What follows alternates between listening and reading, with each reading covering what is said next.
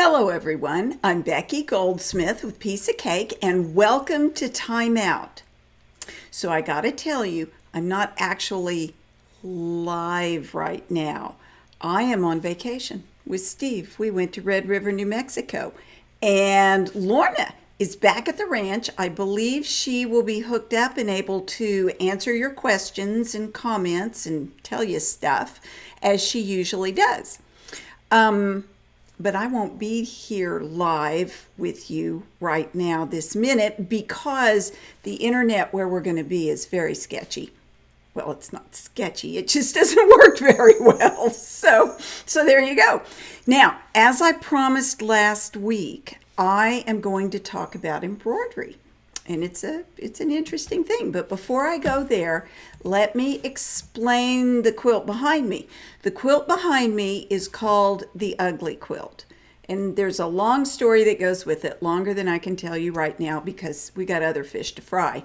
But the quilt is in the Quilter's Practical Guide to Color. And the reason it's ugly is because I made it with donated by quilters pieces of their very ugliest fabric. And the quilt itself turned out really nice, I think. And it's a really good story in the book. So if you have that book and haven't actually read the words, go to the Ugly Quilt. It's there. And if you don't have the book, why don't you have the book? Okay, so the why I am talking to you about embroidery is because I bought that dress right there. It came in two colors. It came in blue and that kind of funny green-gray taupe. I bought the funny green-gray taupe because the blue was a little too gray, and as it turns out, this one's kind of gray on me too.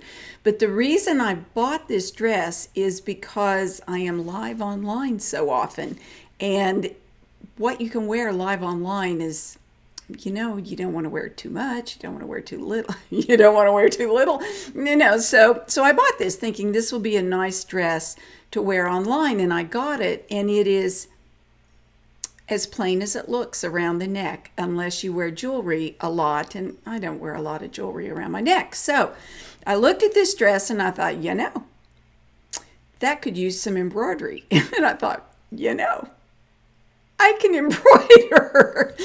And the other thing is that I do, and you'll see me wear them, you have in the past, you'll see it again. I have the occasional tunic and top or dress from Johnny Was. Johnny Was is a really nice brand. These are not inexpensive garments, but I love them enough to buy them. I do, and they last a really long time. So just saying, Johnny Was is a nice brand.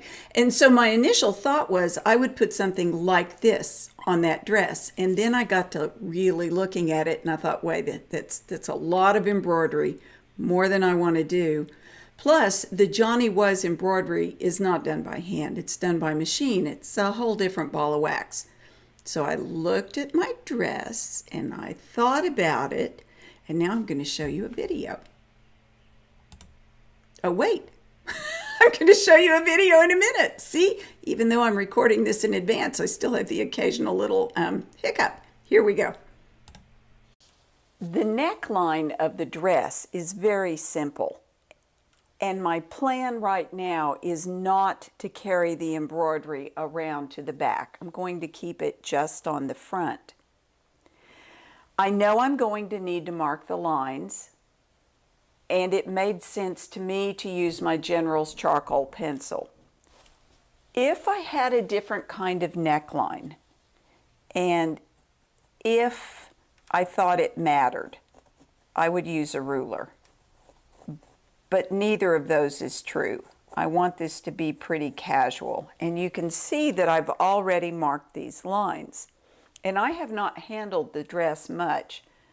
So you can also see that these lines fade pretty quickly. I'm going to get at least one line of stitches done before I decide how many other marks I might want on here. I think I'm going to keep it pretty simple. I could come in and add some perpendicular lines to this later. I'm going to get some sewing done first. Okay, so I did, and you're going to see what I did because the simple lines worked really well. Thread choice has a lot to do with it.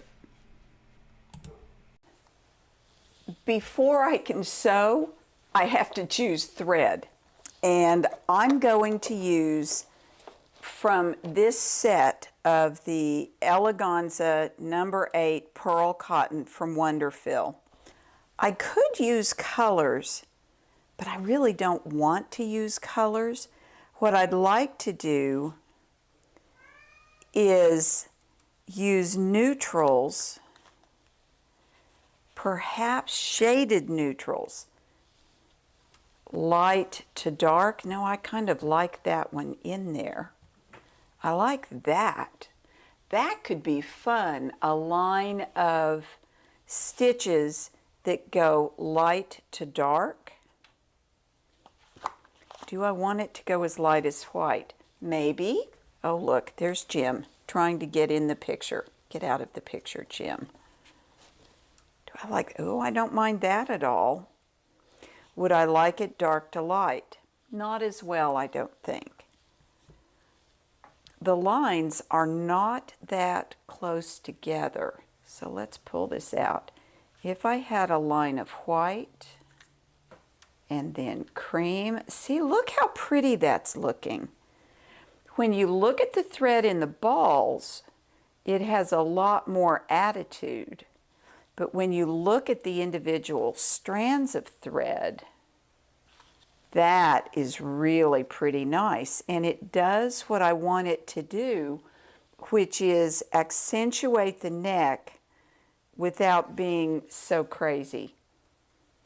I might stop there, or I might add, oh, I like the addition of that darker brown just looking at it there, and I might like the black as well. Just by changing the value and subtly the colors in the different lines of stitches, I think I'm going to make what is basically a very simple stitch look pretty darn nice. That's my plan. I will get back to you with details. You know, I don't embroider a lot. I embroider some. I embroider when I have to. It's not that I have anything against embroidery. It's just that I do so many other things with my hands, it's hard to fit in something else. So I did decide to keep it very simple stitch. And those of you who like more exciting embroidery, who might want to throw in satin stitches and chain stitches and lazy daisies and French knots and all that stuff, go to town. Think of all the plain garments you have that you can do this with. It's fun. Okay, so I'm going to show you what I did, which is really basic. When I sat down to begin sewing, I realized this was going to go really fast, and it did. I've saved this last row of stitches to show you how I did it. It's so easy. As I said, I chose not to carry the embroidery around to the back of the dress. When I brought my needle up through the shoulder seam, I was careful to bury the knots inside that seam so that as I wear it and as it's laundered, the knots and the tails of thread are more protected. I came up right through the fabric where it was easy to come through, and then I began to sew. My stitches are not quite 1/4 of an inch long, and they're variable. I chose to leave them slightly random. I could have gone in and made lines in here so that my stitches stayed uniformly long and uniformly placed. I don't roll that way. I decided I actually like the look of the more random stitch length. And so that's what I did. I left it that way. But you could, if you wanted to, mark the places where you wanted the stitches to end and do your stitches that way. However, remember that as you go around the curve, you'd have to make an adaptation for what happens here, where those lines, to stay perpendicular, would fan out with the curve, which is another reason why I chose not to do that. I've got a Bowen number 9 crewel needle in my hand, threaded up with the number 8 Wonderfill pearl cotton. I also tried a sashiko needle last night. It's from a tulip set that, if I don't have it in the shop right now this minute, I will have those sashiko needles because they're nice for this kind of thing and they're nice for sashiko. Look what I'm doing here. I'm only sewing through one layer of linen. It is really simple sewing. I could wear a thimble, but I found out that I just didn't need to. I've got my chalk line marked. I want the space where the thread isn't visible to be shorter than the length of the stitch itself. So I'm going to put my needle in, rock over my underneath finger. In some ways, this is like a hand quilting stitch. I find it easier to make the stitch holding the needle this way. I've got my index finger on the eye of the needle, my middle finger and thumb holding the shaft. And that's the way I hold my needle when I'm doing hand applique and a variety of other sewing tasks. If you've been in my classes or watched the videos, you know that that's how I hold the needle. It should not be unfamiliar to you.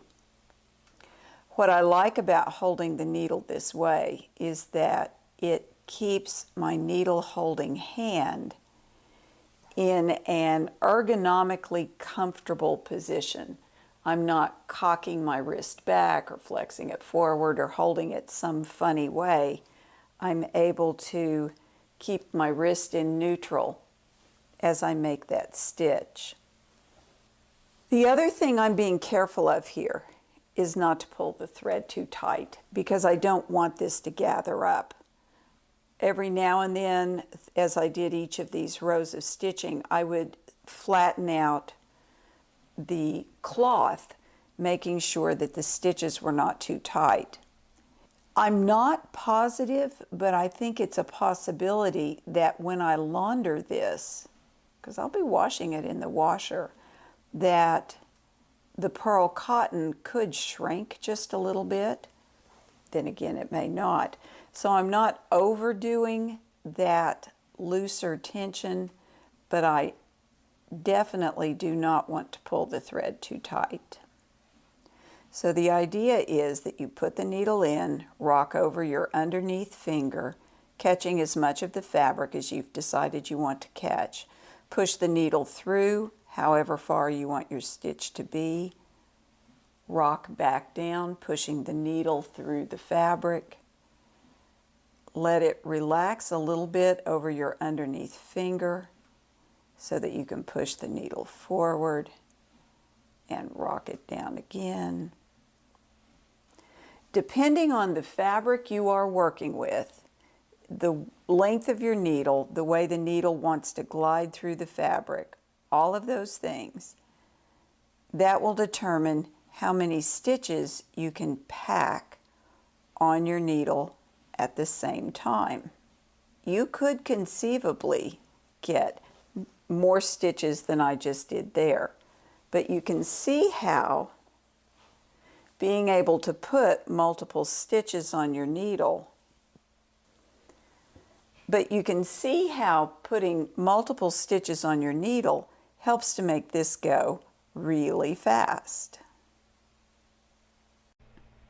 It does. It goes so fast.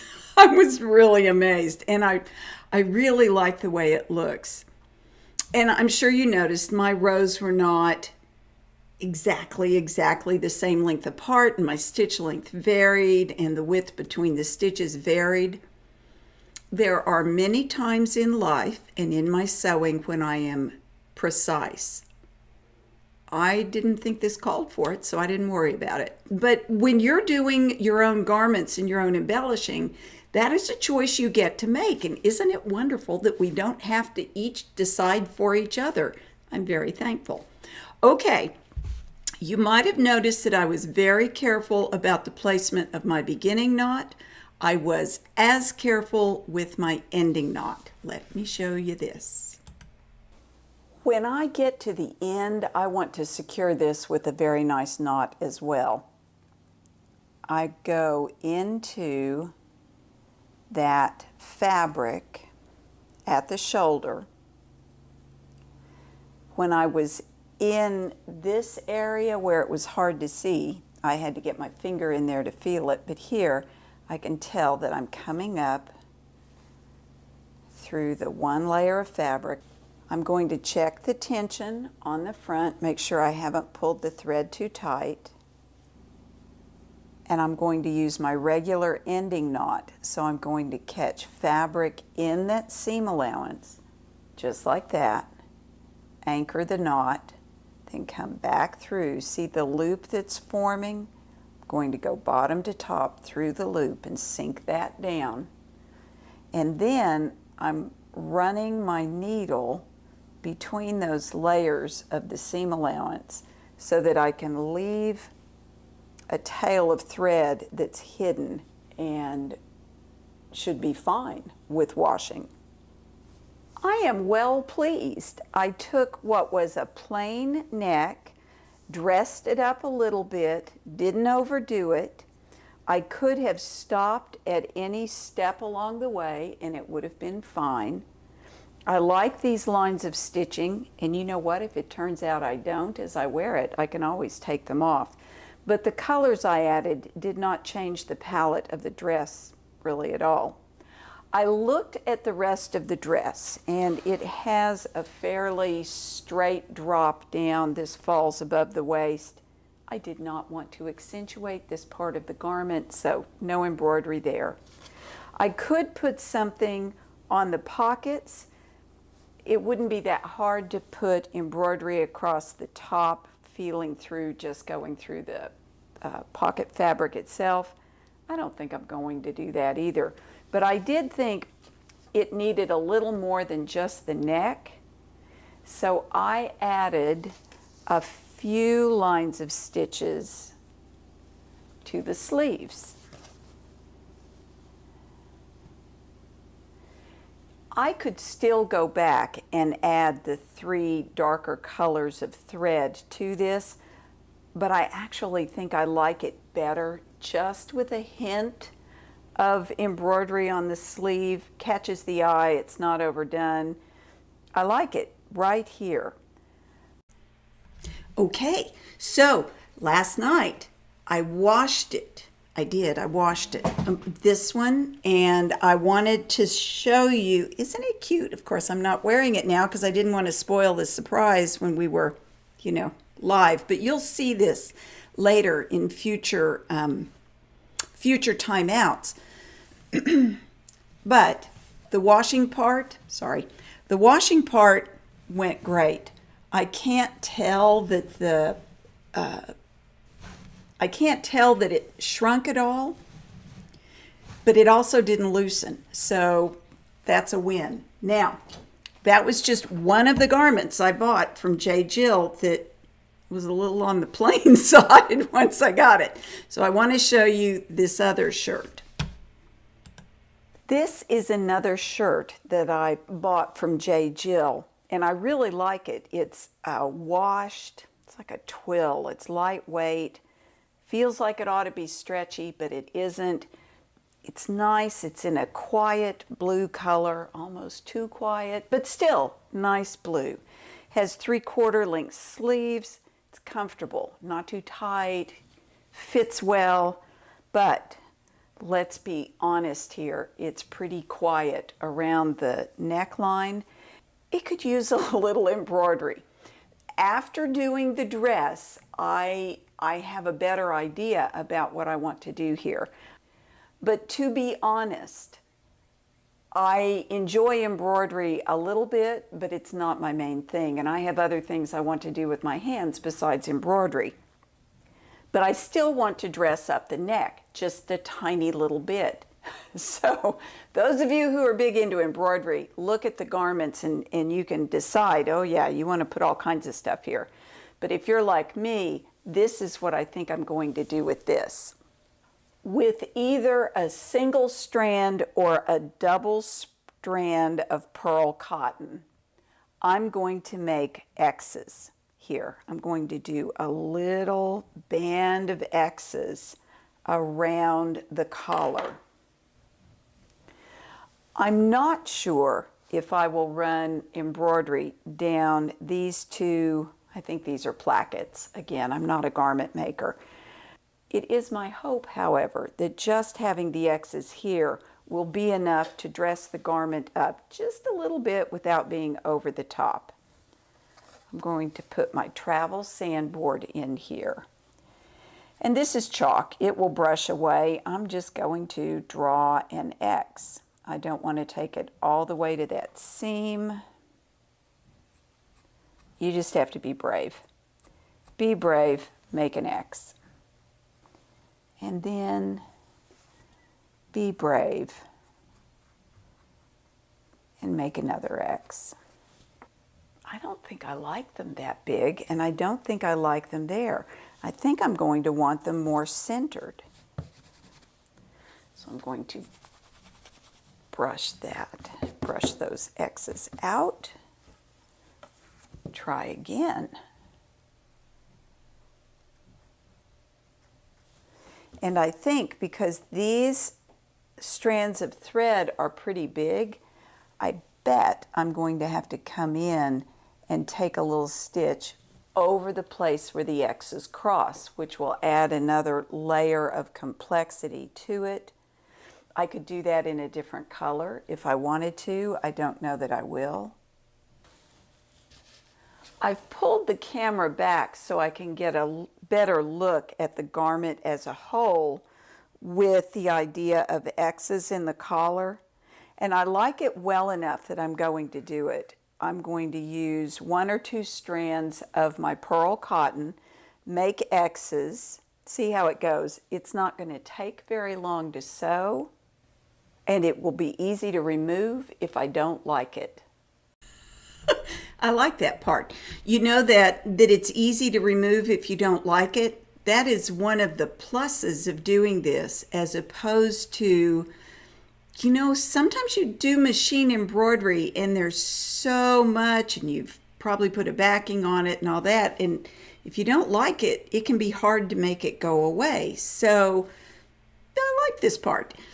And the other thing, you might have thought I was pretty cavalier with the marking, but the chalk it brushes out really easily. Plus, I'm going to be washing it in the washer, mostly hanging it to dry, but still, I am so not worried about the chalk. And I chose to use the chalk, especially for the marking there, because if I had drawn this with some sort of white marker, I don't know, the chalk just seemed easier, less intense, easier for me to follow.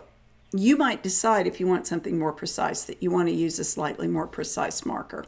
All right, I want to show you how I ended up doing the thread because it was fun.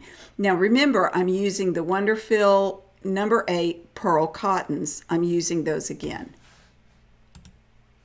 Yes, I wanted to use 2 strands of thread, and I got to looking at it and I thought, well, if I'm going to use 2 strands of thread, do I want a double strand of the same thread or do I want to combine 2 colors? I decided I wanted to combine the white and the cream in the size 8 pearl cotton. That meant using a different kind of needle because a double strand of one thread goes through the eye of the needle once. But if you are sewing with 2 threads at the same time, both threads have to go through the eye of the needle. My number 9 bow and crewel needle, it just didn't want to happen. I pulled out a sashiko needle and I like this. This is from Tulip. It is one of the assortment of the shorter Sashiko needles. I'm not entirely sure what size it is. I picked the one from the assortment that had an eye that would easily hold these two threads. With both threads on the needle, I fed the needle through from the back. That's the end of that tail of thread that goes over to there. I did an ending knot, and then I sent my thread up to the base of the X. From there on, I'm mostly sewing through the top layer of the collar. So I went this leg of the X, went through the center to that leg and down. And then I thought, well, as long as I'm here, why don't I tack down the center? And I did, and I like it. And from here, then I went to the bottom of the next X, and that's the progression. On the first X, I just did one loop over the center. But on these, I've crossed the center twice because I like the look of it. You can see that my chalk X marks are mostly going away, and it's okay as far as I'm concerned, because I found out that where I drew them isn't exactly where I want to put the X's, but it's kind of an interesting guide. So I'm going to put my needle in here, and I can feel on the bottom that I'm going between the layers. And I want to come up about there. I'm gauging it with where the bottom of the other X is. I'm going to turn this in my hand and go through the top of the X, just through the top fabric. Go to there. Now you do want to make sure that both threads pull through evenly. I had to fight that a little bit on the first X, but now I've got them neatly through. All right, so here I didn't actually need to turn that. So now I want to pick where the bottom of my X is. It's going to be there. And then you can guesstimate where the center is going to be. It's going to be right about there. It depends on your fabric. Sometimes I can go down and over and it'll pull through. At other times on the fabric, I had to pull the needle to the back and then turn to come up. Every now and then I'll stop and look at the collar as a whole and see if I like the way it looks. So far I do. They are not completely uniform. I think that's fun, but that's me. If you wanted them to be more uniform, you would mark them more carefully than I did. But I think that's cute. I like it. I like it a lot. I don't know if I'll need anything down the plackets. Maybe I will, maybe I won't. I can always add it later if I decide I need it. This is an easy way to dress up a garment. I love easy, don't you? Okay, yes, I did finish it. Let me stand up so you can see. I think it's cute. And again, this is a thing you'll see me wear, and I have washed this as well. Now, what was I going to remember? I think that was it. I've washed it as well. I know what it was. It's the embroidery up by the neck as opposed to down on the body. What that does is help pull the eye up to your face. Who doesn't like that? So keeping that embellishment up closer to your face, in my opinion, is not a bad idea. Okay, you probably noticed going through there that the instruction that I gave was casual, right? You can, excuse me, you can do this casually. There are many times in my sewing and in the classes I teach where I am much more precise in my language, and I'm teaching you much more precise things. I really enjoy, and I think you might too, leaving precision for some things and enjoying something a little less precise at other times. So I hope you enjoyed that aspect of this too. And it should be, look at that. I'm just almost right at 30 minutes. I hope you have enjoyed this week's timeout. Go to Instagram, find me on Instagram and see what I'm doing, because I'm sure I'm going to also be posting pictures of where I really, really am in Red River. I think that's it. Until next week. That's my email address. I always forget to say that. Send me things if you'd like me to talk about them. And now I'll say it. I look forward to seeing you next week at 2 o'clock Central Time for our next time out together. Until then, may you have many happy stitches.